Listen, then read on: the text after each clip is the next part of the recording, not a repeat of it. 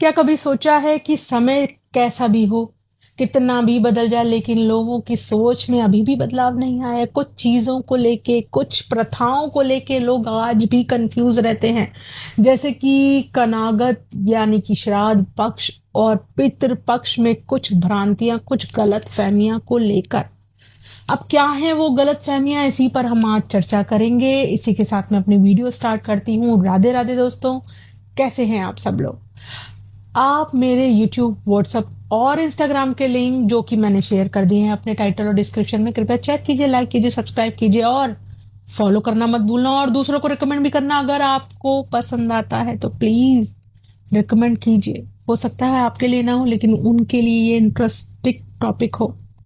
तो दोस्तों, कभी सोचा है आपने कि समय के बदलाव के साथ सोच में भी बदलाव करना बहुत जरूरी होता है, क्योंकि प्रथाओं का सही ज्ञान ना होना और उनका ज्ञान ना होने के कारण उनको फॉलो सही से ना कर पाने का रिजल्ट आगे बहुत भयावह हो सकता है।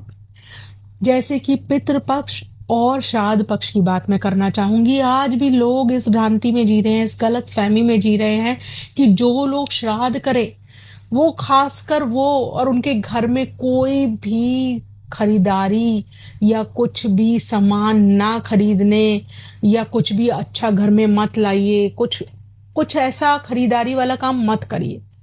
लेकिन आप ये बात समझिए कि कनागत एक ऐसा समय होता है जहां आपके पूर्वज खुद आते हैं आपके पास अपना हक लेने, या आपके द्वारा किया गया श्राद्ध और आपके द्वारा किए गए तर्पण को ग्रहण करने, आपके द्वारा किए गए पिंडदान को ग्रहण करने खुद आते हैं वो इस बंधे हुए समय में, यानी कि कनागत में। तो जब आपके पितृ खुद आपके पास आपको आशीर्वाद देने आ रहे हैं, तो क्यों आप ऐसा मौका छोड़ते हैं। इस समय अगर आप कुछ नया भी खरीदते हैं, कुछ अच्छा खरीदते हैं जिससे कि आपकी समृद्धि, आपका फलना फूलना पितृ देखेंगे, उन तो वो तो प्रसन्न ही होंगे ना। और अगर आपसे प्रसन्न होंगे तो आपको आशीर्वाद ही देना चाहेंगे, क्योंकि पितृ या आपके बड़े हमेशा, भाई अपने बच्चों की समृद्धि देख के तो सभी खुश होते हैं ना। तो ऐसी सोच क्यों रखते हैं कि कुछ नहीं खरीदना या ऐसा नहीं करना चाहिए, वो अशुभ है, ये अशुभ है। नहीं, कुछ अशुभ नहीं है। जब पितृ आ रहे हैं, आपकी चीजें देख रहे हैं, आपके श्राद्ध कर्म पूजा पाठ हवन को ग्रहण कर रहे हैं, तो कृपया ऐसी भ्रांतियां ना ही फैलाएं, ना ही खुद फॉलो करें, और कोशिश करें कि जितना अच्छे से अच्छा उनके लिए आप कर सकते हैं, दान पुण्य या फिर उनके नाम से पिंडदान, श्राद्ध कर्म, ऐसा कुछ भी अच्छे से अच्छा, अच्छे तरीके से सेलिब्रेट करें, अच्छे तरीके से उनको ये पूरी प्रक्रिया को फॉलो करें आप लोग। तो दोस्तों, काफी लोग ना आजकल इस भ्रम में भी जीते हैं कि किसी के घर अगर स्वर्गवास हो गया हो तो पहले साल श्राद्ध करें, दूसरे साल श्राद्ध करें, तीसरे साल श्राद्ध करें। ये लोग नहीं समझ पाते। तो इसके लिए सही शास्त्रार्थ या शास्त्र का सही जानकार के पास जाइए, जो आपको सही ज्ञान, सही बात बता पाए, जिससे कि कभी भी आपके पितृ प्यासे या भूखे ना रहें। इसके लिए बहुत सी चर्चित कथाएं और बहुत से ऐसे पुराण में ऐसे बातें की गई हैं जिसका ज्ञान आजकल के लोगों को है नहीं। और इस ज्ञान के अभाव में लोग अक्सर ऐसे गोल्डन मौके को, जिसे कि कनागत या श्राद्ध पक्ष कहते हैं, ऐसे गोल्डन पीरियड को लोग मिस कर जाते हैं, जस्ट सिर्फ आलस के कारण। लेकिन हमेशा इसका सही जानकारी लेकर इसको सही प्रक्रिया से करना चाहिए। अब जानकारी देने वाले तो बहुत लोग हैं, कहाँ करें, क्या करें, कैसे करें। सवाल तो बस सबसे बड़ा यही है, यही तो कंफ्यूजन है, यही तो भ्रांतियां हैं। इसको कैसे हल करें। तो सिंपल है।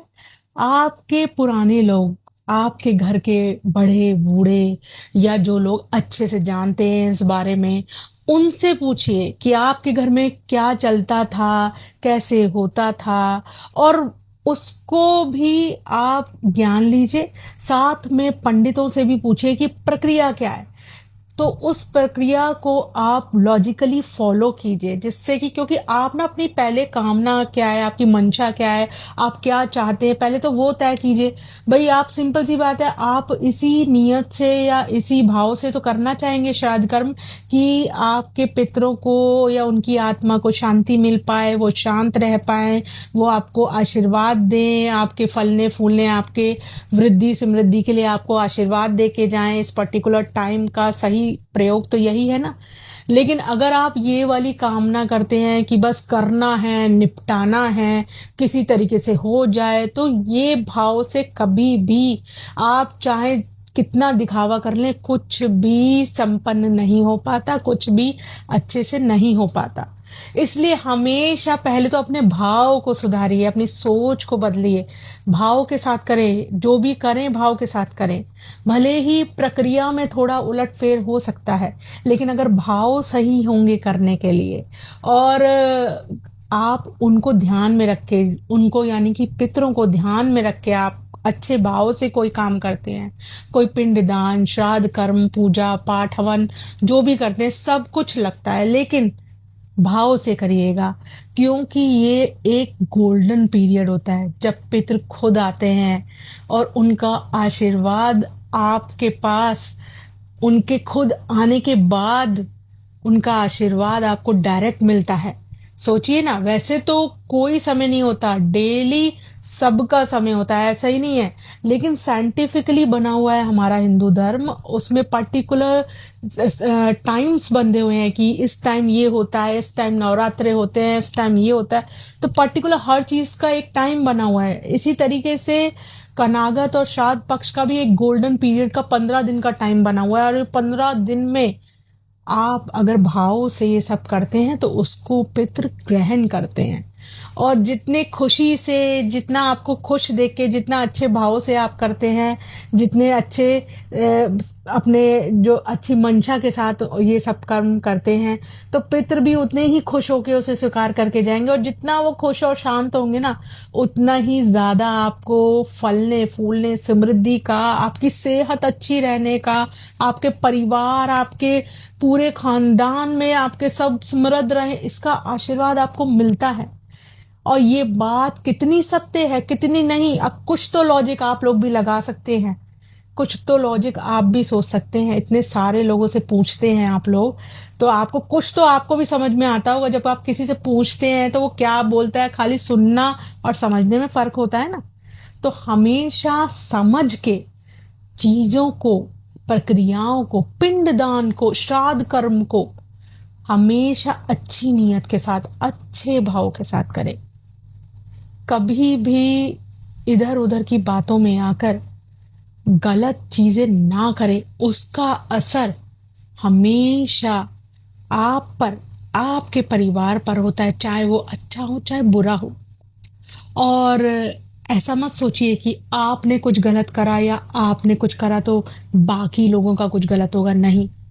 सबके कर्म सबके साथ होते हैं, लेकिन आपके द्वारा किए गए कर्म